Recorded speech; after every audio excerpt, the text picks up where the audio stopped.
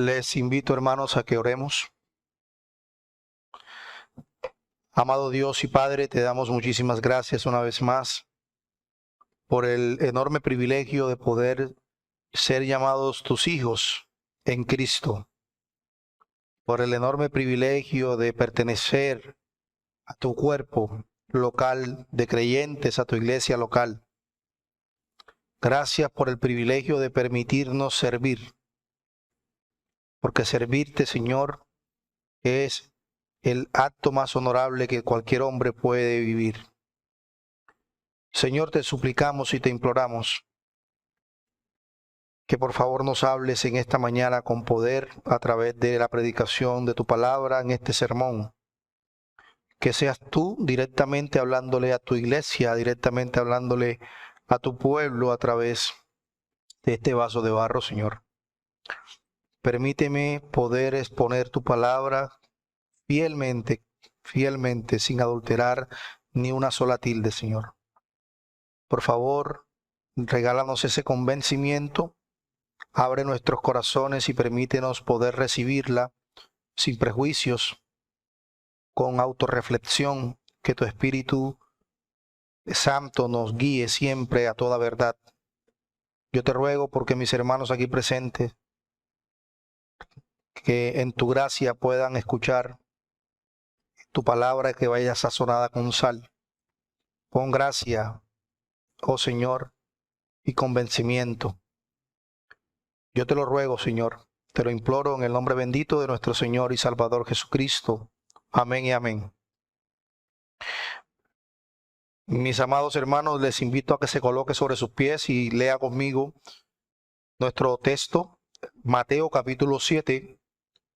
Mateo capítulo 7, vamos a leer los versículos del 21 al 23. Mateo capítulo 7, versículos 21 al 23, continuando con nuestra serie de sermones expositivos del Sermón del Monte. Leo para ustedes la bendita palabra del Señor. No todo el que me dice, Señor, Señor, entrará en el reino de los cielos, sino el que hace la voluntad de mi Padre que está en los cielos.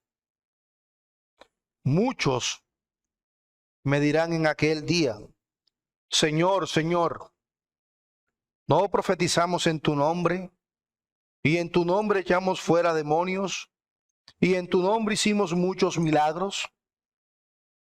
Y entonces les declararé, nunca os conocí, apartaos de mí, hacedores de maldad. Pueden tomar asiento. Nosotros decíamos en nuestro último sermón sobre esta serie del Sermón del Monte,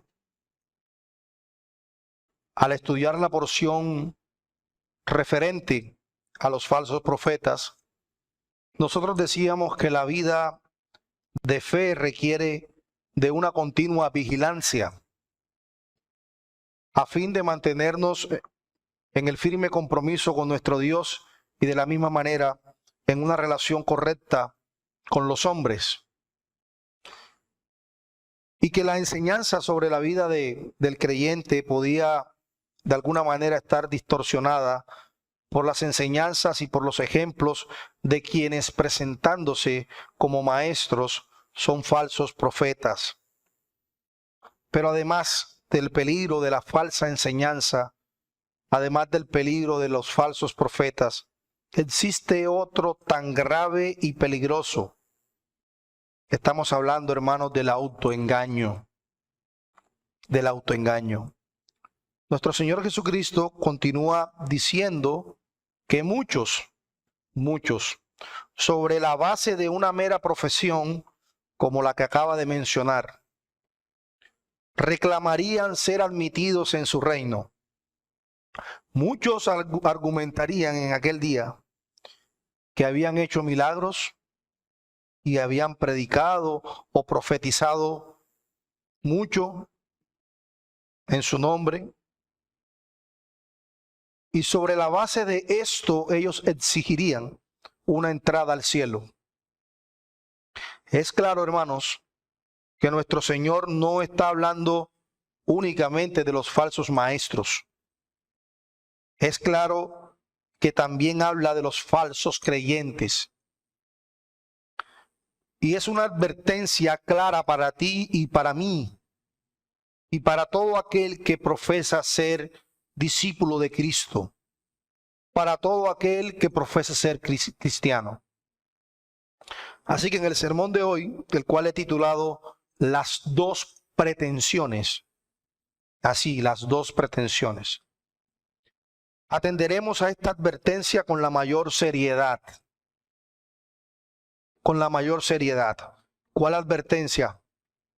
Que todo aquel que hipócritamente se acerque al Evangelio de Cristo y no haga la voluntad del Padre, los tales serán avergonzados en aquel gran día. Para ello, hermanos, vamos a exponer nuestro sermón bajo dos epígrafes. En primer lugar, analizaremos la pretensión del falso creyente, del falso profesante. Y lo vamos a estudiar analizando la primera parte del versículo 21, es decir, la parte A del versículo 21, el versículo 22 y el versículo 23. Y el segundo epígrafe, estudiaremos la pretensión del verdadero profesante o del verdadero discípulo o del verdadero creyente. Y lo haremos estudiando la segunda parte del versículo 21. Así que sin más preámbulos, vamos a analizar nuestro primer epígrafe, la pretensión del falso creyente. Noten o lean conmigo una vez más el versículo 21 en su primera parte. No todo el que me dice, Señor, Señor, entrará en el reino de los cielos. Consideremos primero, hermanos, la aplicación de estas palabras para aquellos quienes las recibieron de manera inmediata o aquellos a quienes se dirigió inmediatamente nuestro Señor Jesucristo. Es decir, tenemos que primero analizarla en el contexto de la primera audiencia. Muchos de los judíos de los tiempos de nuestro Señor Jesucristo estaban tan impresionados por los milagros obrados por nuestro Señor Jesucristo que incluso estaban dispuestos a ser sus discípulos, mientras ignoraban y de hecho se oponían fuertemente a su doctrina acerca de la salvación y de los requisitos para entrar al reino de Dios. Estos judíos impresionados por las obras se ven retratados en el Evangelio de Juan, en el capítulo 2, versículo 23.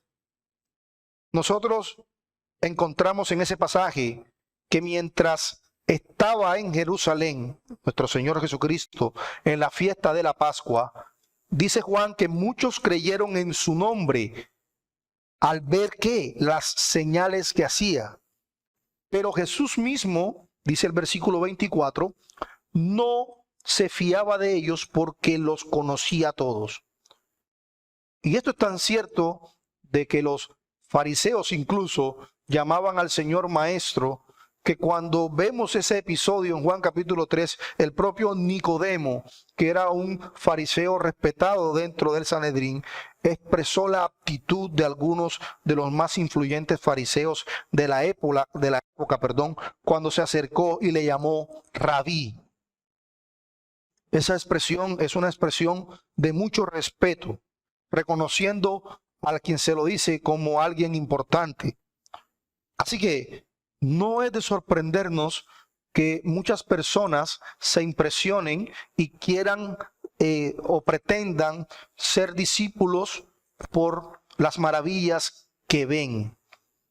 De hecho, cuando nuestro Señor Jesucristo alimentó a la gran multitud con los 5 panes y los 2 pececillos, dice la Escritura que quedaron tan profundamente impresionados que se nos dice más adelante en el capítulo 6 de Juan, en el versículo 14 y 15, entonces aquellos hombres al ver la señal de Jesús la señal que Jesús había hecho, dijeron, verdaderamente este es el profeta que había de venir al mundo.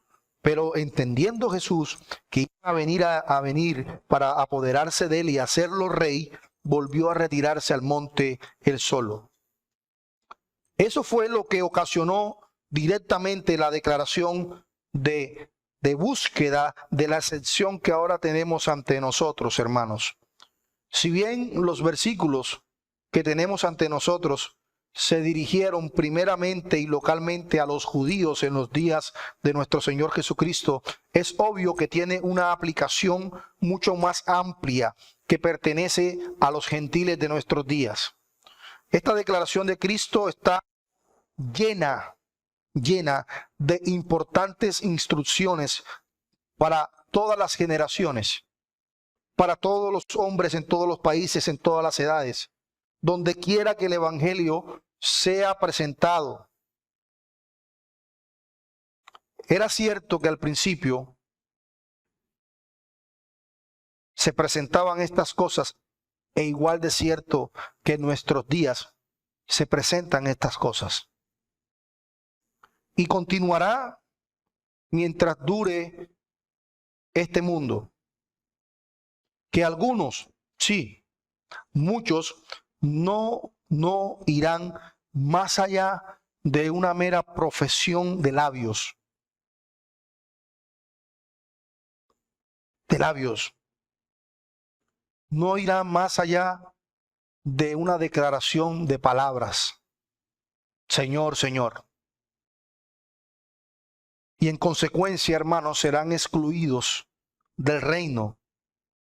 Y que solo aquellos que realmente realicen la voluntad de Dios, como veremos más adelante, entrarán al disfrute de las bendiciones que el Señor ha prometido aquí. No todo el que me dice, Señor, Señor, entrará en el reino de los cielos. O como lo dice el mismo Señor Jesucristo en Lucas capítulo 6, versículo 46, cuando pregunta, ¿por qué me llamáis Señor, Señor? Y es interesante porque esta expresión, Señor, Señor, equivale a reconocer a Cristo como Maestro, incluso reconocerlo como el Hijo de Dios, reconocerlo como el Salvador de los pecadores. Nuestro Señor advierte, ¿qué cosa? Del peligro que supone una profesión sin conversión. Él instruye sobre las consecuencias de una aparente vida de piedad que descansa solo en conceptos, solo en definiciones, pero no en una verdadera fe.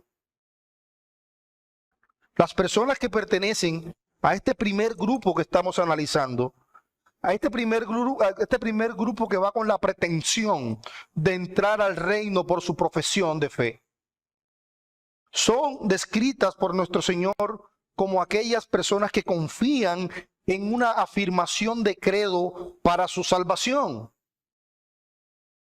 Es por esto que encontramos en los versículos 21 y 22, no todo el que me dice Señor, Señor, y en el versículo 22 nuevamente menciona, muchos me dirán en aquel día. Confíen en una mera declaración, en un mero credo. Pero nuestro destino final, amados hermanos, será fijado, insiste nuestro Señor, no por lo que le decimos a Él hoy, ni por lo que le diremos a Él aquel gran día, sino de que hagamos lo que decimos.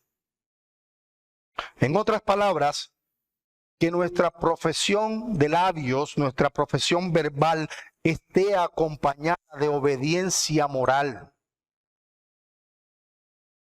Que tus actos reflejen y sea congruente con tus labios. Ahora bien, no estamos diciendo, hermanos, que una profesión verbal de nuestro Señor Jesucristo no sea indispensable para el cristianismo. Recordemos que el apóstol Pablo escribió que para ser salvos debemos confesar con nuestra boca, pero él añade y creer creer con nuestro corazón. Por lo que es peligroso todos aquellos que profesan que Cristo es su Salvador, pero no le reconocen como su Señor, porque hay una gran diferencia en solo reconocer al Señor como Salvador que reconocerlo como Señor. Es decir, ellos simplemente aceptan al Señor como Salvador para gozar del beneficio de ser salvos, valga la redundancia, para gozar del beneficio de la vida eterna, mas no como Señor, en aceptar sus preceptos y en aceptar su señorío en sus vidas. En otras palabras, tú eres mi Salvador, pero yo vivo como a mí se me dé la gana. Por lo que es claro, hermanos, que la enseñanza de Cristo, que no es suficiente con tener una doctrina correcta, saber que Jesús es el Señor, pronunciar de vez en cuando su nombre, tener tan cerca al Señor de sus bocas, pero lejos de su corazón, no es suficiente. Es exactamente lo mismo que declaró el profeta Isaías. En el capítulo 29, versículo 13, dice, pues el Señor, porque este pueblo se acerca a mí con su boca y con sus labios me honra, pero su corazón está lejos de mí. Y su temor de mí no es más que un mandamiento de hombres que les ha sido enseñado. Es hermoso como habla del Señor, pero es horrendo como pisotea sus preceptos. El verdadero creyente no solo es aquel que confiesa con su boca, sino el que ha creído en su corazón, como lo dice el apóstol Pablo en Romanos capítulo 10, versículo 9. Hermanos, no es suficiente un mero favor externo, ni un celo superficial. No es suficiente. No hay simetría entre su boca y sus actos.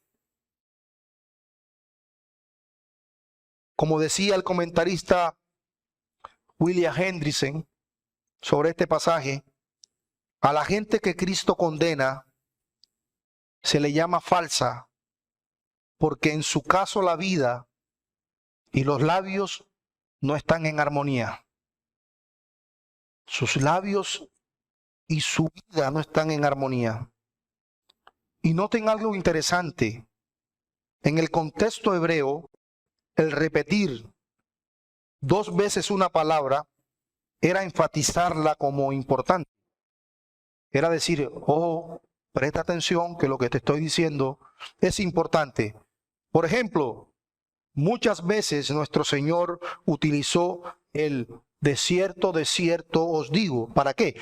Para enfatizar y decirle a sus oyentes que lo que Él iba a decir era importante. Bueno, aquellos a quienes Jesús les está hablando no dicen Señor una sola vez, sino que lo reiteran 2 veces. Es decir, que les gusta enfatizar aquello que reviste o aparenta espiritualidad. Estos son aquellos que pueden hacer una gran obra como para el Señor, pero en realidad lo realizan para ser visto de los hombres. Voy a hacer esta gran obra para que sea Dios glorificado. No, el interés de su corazón es otro, no el de glorificar a Dios.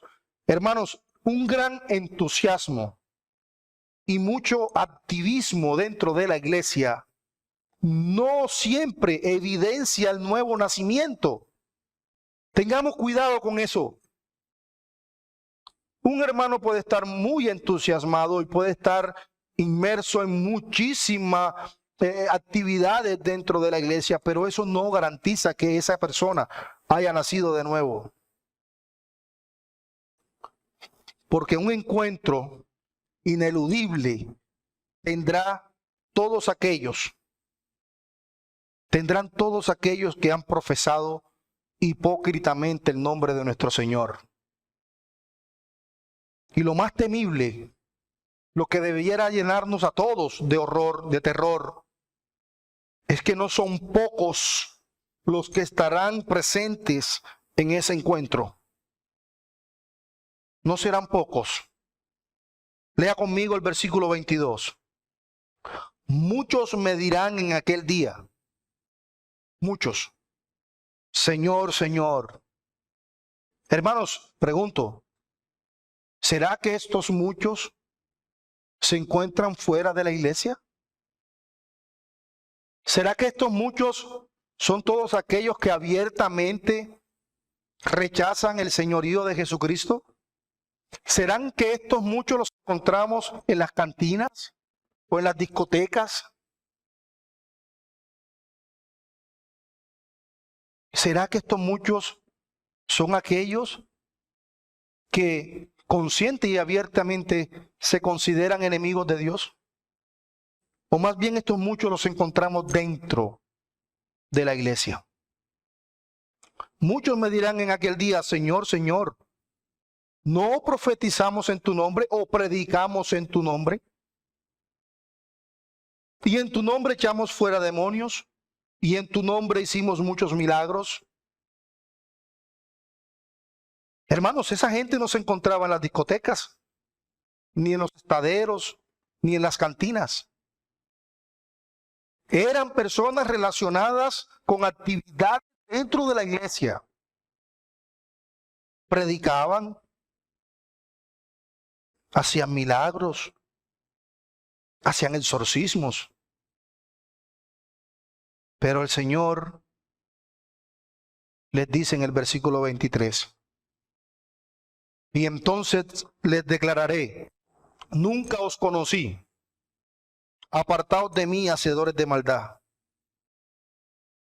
Muchos, hermanos, y esos muchos son los mismos muchos del camino ancho que estudiamos en el versículo 13. Entrad por la puerta estrecha, porque ancha es la puerta y espacioso el camino que lleva a la perdición, y muchos son los que entran por ella. En aquel gran día, el día del juicio final, todos los falsos profesantes serán avergonzados públicamente. Ahora bien, ojo con esto. Ojo con esto. Este primer grupo de falsos creyentes, de falsos profesantes, se acercan al Señor con reverencia. Señor. Así que es posible que tengan creencias ortodoxas.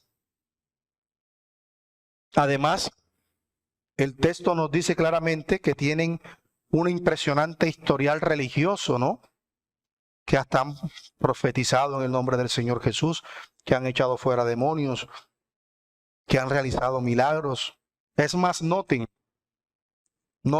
que incluso nuestro Señor no niega en ningún momento estas cosas. El Señor no niega que hayan profetizado en su nombre, el Señor no niega que hayan echado fuera demonios, el Señor no niega que hayan hecho milagros, El Señor no niega estas cosas que ellos están diciendo, ni tampoco deberíamos hacerlo nosotros, poner en duda que ellos lo habían hecho. Por lo tanto, podemos esperar que en nuestros días existan muchos que usen un lenguaje apropiado, una doctrina apropiada, incluso que hayan llevado maravillas, hecho maravillas espirituales en el nombre de Jesús, pero no son verdaderos discípulos de Jesús, no son verdaderos creyentes. ¿Por qué, pastor? Hermanos míos, porque no es suficiente con que usted y yo gocemos de la doctrina correcta.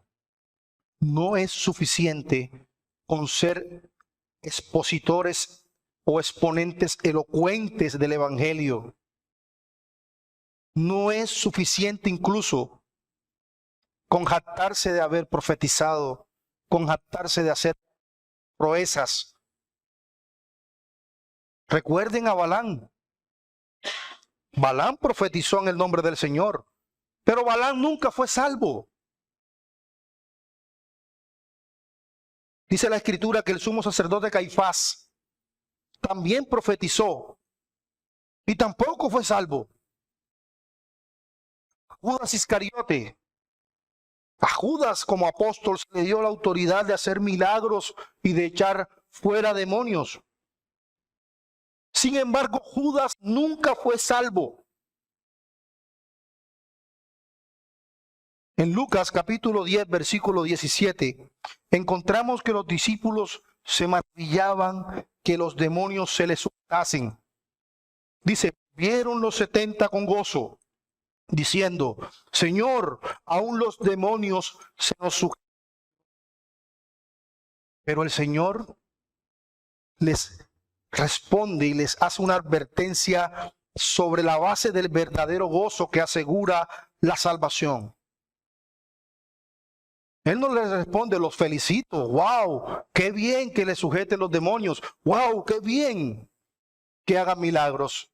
El Señor les dice en el versículo 20 de Lucas, capítulo 10, pero no os regocijéis de que los espíritus se os sujeten, sino regocijaos de que vuestros nombres estén escritos en los cielos. En otras palabras, su preocupación y su gozo no debe estar en esas proezas que hacen, sino en que sus nombres estén escritos en el libro de la vida, en los cielos. Y eso únicamente se logra entendiendo que Cristo es el único suficiente que me puede dar vida. No lo que hago, no incluso los dones que me dio. La única forma de que nuestros nombres estén escritos en los cielos es a través de Jesucristo. Él es suficiente. Por lo tanto, no descansemos en nuestra ortodoxia, ni tampoco descansemos en nuestra elocuencia, ni en los dones que Dios te ha dado. Descansa solo en Cristo. El que es inmerso de una manera radical en las cosas de la iglesia no te garantiza que eres salvo. Por lo tanto, tú no debes descansar en lo que haces dentro de la iglesia.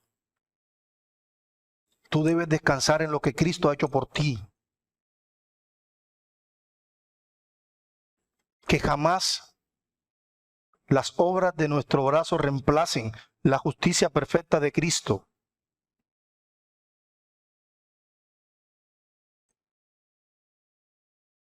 No descansemos en nuestro activismo religioso. Descansemos en la perfecta persona de nuestro Señor Jesucristo. Hermanos, Él es suficiente. Solo en Él hay salvación. Pero aquellos que hipócritamente,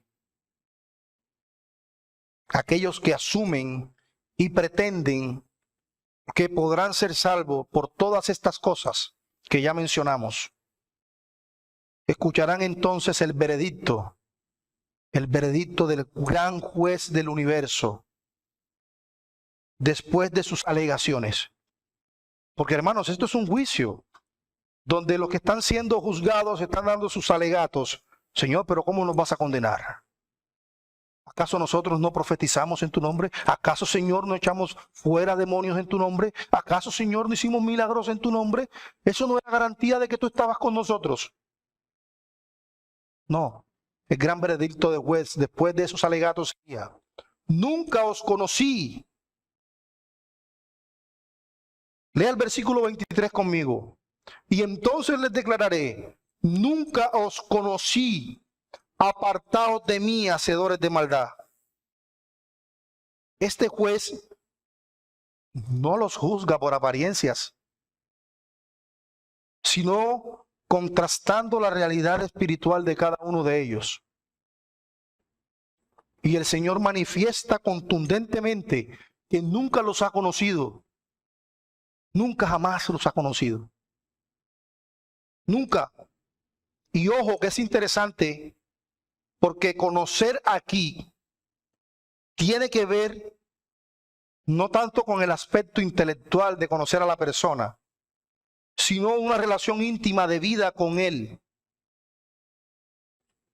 Ellos afirmaban conocer al Señor llamándole Señor, Señor. Sin embargo, nuestro Señor Jesucristo nunca los conoció. Y esto debe erizarnos de miedo y preguntarnos, ¿realmente conocemos nosotros a Jesús? ¿Conocemos nosotros al Señor? ¿En verdad tenemos una relación íntima con Él que nos permita verdaderamente llamarle Señor? Porque estos hombres y mujeres conocían intelectualmente a Jesús, no hay duda de eso, pero nunca le habían recibido como su Salvador y Señor. El sello de la seguridad y firmeza, la salvación, se establece en el conocimiento mutuo en que el creyente tiene del Señor Jesucristo y que el Señor tiene de ese creyente. Es por esto que el apóstol Pablo le dice a Timoteo en su segunda epístola, en el capítulo 2, versículo 19, pero el fundamento de Dios está firme, teniendo este sello. ¿Cuál? Conoce el Señor a los que son suyos, y apártese de iniquidad todo aquel el que invoque el nombre de Cristo. Ambas cosas, conocimiento de Dios y separación de la iniquidad o separación del pecado. Y esa separación del pecado estaba ausente en la vida de este grupo que pretendía acudir al Señor reclamando el reino de Dios, reclamando el reino de los cielos. La sentencia es tan fuerte y tan precisa como el testimonio del Señor sobre ellos cuando les dice, apartad de mí, hacedores de maldad. La mera profesión de fe, las meras palabras, no garantizan si no hay un apartamiento, no se aparta del pecado, si no hay una separación de la iniquidad. Por lo tanto, la profesión de fe es nula, infructuosa. De manera que la evidencia, hermanos, no está en las formas, sino en el fondo. No es en las formas, sino en el fondo. Es por esto que nuestro Señor Jesucristo dice en el versículo 21, en la segunda parte, no todo el que me dice Señor, Señor entrará en el reino de los cielos, sino el que hace la voluntad de mi Padre que está en los cielos. Y esto nos lleva a considerar nuestro segundo encabezado, las pretensiones del verdadero profesante, las pretensiones del verdadero discípulo. Lea conmigo nuevamente la segunda parte del versículo 21. Dice, si no, haciendo el contraste con lo anterior, el que hace la voluntad de mi Padre que está en los cielos. Pregunto, ¿y cuál es la voluntad del Padre? La voluntad del Padre, hermanos, es que creamos en aquel que Él ha enviado a este mundo. La vida eterna se alcanza solo de esa manera. No existen más opciones. El apóstol Juan en su Evangelio, en el capítulo, versículo 16 y 18, lo expresa de la siguiente manera. De tal manera amó Dios al mundo, que ha dado a su Hijo unigénito, para que todo aquel que en él cree no se pierda, mas tenga vida eterna. Versículo 18. El que en él cree no es condenado, pero el que no cree ya ha sido condenado porque no ha creído en el nombre del Hijo unigénito de Dios. No es cuestión entonces de una mera profesión, sino del ejercicio de la fe en el Salvador. La verdadera fe, escuchen con atención, se manifiesta inexorablemente en obediencia. Una fe que no termina en obediencia es falsa. No puede hablarse de salvación sin hablarse también de obediencia.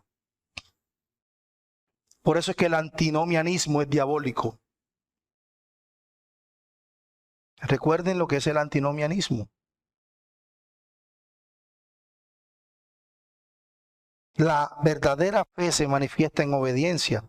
La realidad de la conversión, de hecho, la realidad de la conversión de los tesalonicenses era, por ejemplo, que habían dejado de servir a los ídolos y estaban sirviendo a Dios, como lo expresa el apóstol Pablo en su primera carta a los tesalonicenses, en el capítulo 1, versículo 9. ¿Qué hicieron los tesalonicenses?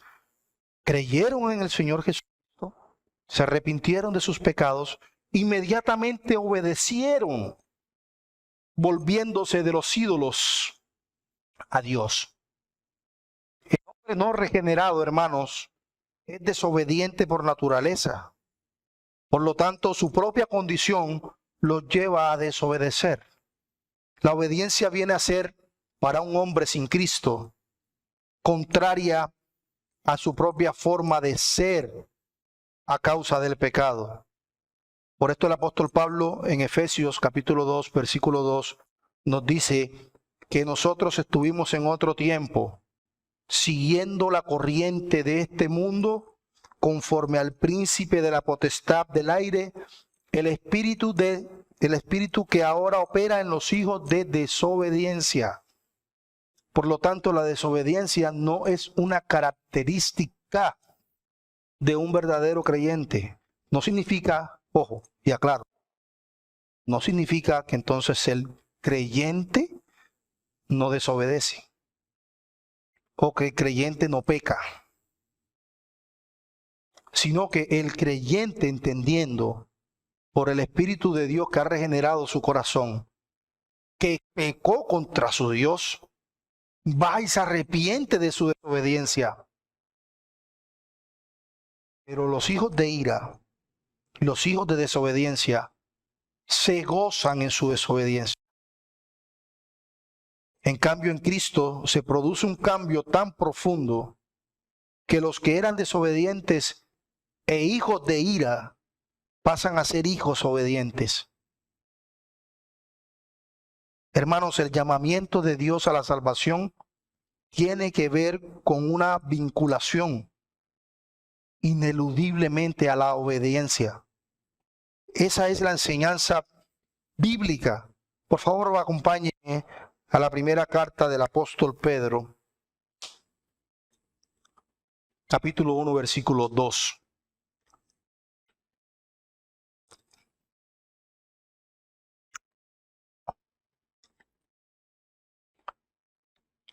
Primera de Pedro, capítulo 1, versículo 2.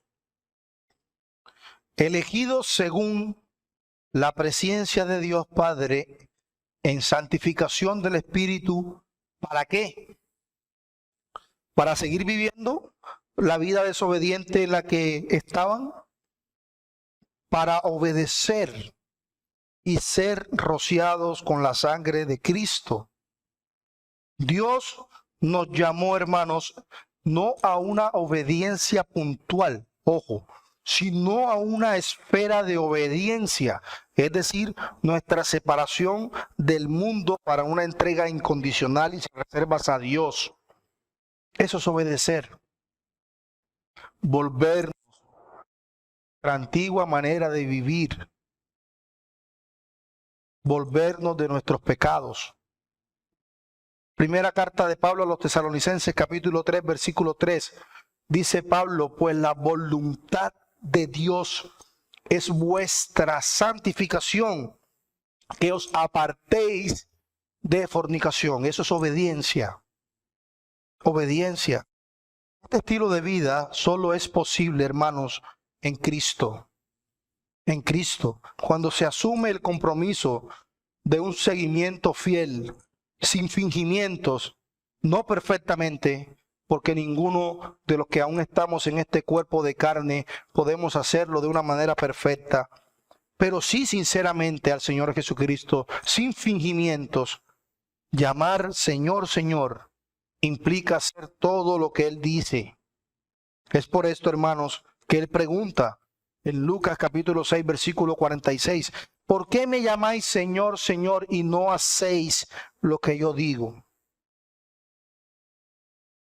¿Por qué me llaman Señor si aún quieren vivir como a ustedes les place y no como yo os mando? Como bien lo enseña Santiago en su epístola en el capítulo 1, versículo 22, y que el pastor Pedro expuso el domingo pasado. Pero sed hacedores de la palabra y no tan solo oidores, engañándoos a vosotros mismos. No es una mera profesión. No es solo hablar, es vivir lo que hablas. Entonces, ¿cuál es la característica esencial del verdadero creyente, del genuino discípulo de nuestro Señor Jesucristo? No es una profesión de fe grandilocuente, ni espectaculares triunfos espirituales, ni las pretensiones de tener una gran experiencia espiritual. Más bien, su característica esencial es la obediencia.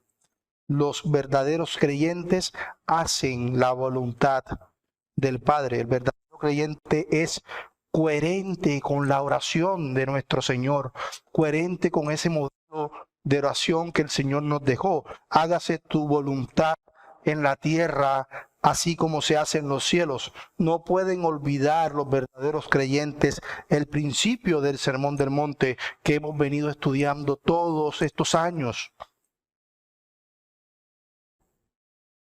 Ese principio que tanto hemos enfatizado. El verdadero creyente no se limita a admirar la voluntad del Padre, ni a comentar la voluntad del Padre, ni a alabar, ni a debatir la voluntad del Padre, sino practicar la voluntad del Padre. Así que ya para concluir, hermanos, yo quiero que reflexionemos y analicemos el pasaje que estudiamos hoy con muchísima seriedad, que reflexionemos muy seriamente en las advertencias que nuestro Señor nos da en esta mañana. Pregúntate a ti mismo, ¿en verdad conozco yo al Señor Jesucristo? ¿En verdad tengo una relación íntima con Él? ¿Me podrá Él reconocer como su discípulo en ese gran día? ¿Es verdadera mi obediencia? ¿O solo estoy envuelto en un activismo religioso hipócrita? Solo tú puedes responder esas preguntas delante de aquel a quien llamas Señor. Para los no creyentes, a mi amigo que me escuchas o me ves por el video, no existe otro camino fuera de Cristo donde puedas obtener vida eterna. Y escucha algo con atención, ya que estás o estés fuera de Cristo o estés en Cristo, tienes siempre algo seguro, mi amigo. Si estás en Él, tienes asegurada salvación y vida eterna. Porque Él dijo claramente, el que en Él cree no es condenado. El que cree en el Hijo tiene vida eterna. Pero también dijo, venid a mí todos los que estáis trabajados y cargados, y yo os haré descansar. Llevad mi yugo sobre vosotros y aprended de mí, que soy manso y humilde de corazón, y hallaréis descanso para vuestras almas, porque mi yugo es fácil y ligera mi carga. De manera que en Cristo encuentras salvación para tu alma de manera segura. Sin embargo, fuera de Cristo también tienes asegurado algo. El mismo que ha dicho que el que cree en mí vivirá, también ha dicho, pero el que no cree ya ha sido condenado, porque no ha creído en el nombre del unigénito de Dios. Y esta es la condenación, que la luz vino al mundo, y los hombres amaron más las tinieblas que la luz, porque sus obras eran malas. El mismo que dijo, cree en mí vivirás, también ha dicho, porque el que rehúsa creer en el Hijo no verá la vida, sino que la ira de Dios está sobre él. Fuera de Cristo, tienes asegurado una condenación eterna en el infierno, donde el fuego nunca se apaga, donde el gusano nunca muere. Tu nombre jamás será escrito en el libro de la vida, y tu alma será atormentada por los siglos de los siglos. Eso es seguro, mi amigo. Así que atiende hoy al llamado del Evangelio. Ven a Cristo y pídele que perdone tus pecados y te dé el don de la vida eterna. Que el Señor bendiga su palabra y nos ayude, hermanos. Vamos a orar. Padre, estamos muy agradecidos por la oportunidad de estudiar tu palabra. Ahora, Señor, escuchamos tu verdad. Consentimos en tu verdad. Ayúdanos ahora, Señor, a vivir esa verdad, a permanecer y caminar en ella. Te lo pedimos en el nombre de Jesús. Amén y amén.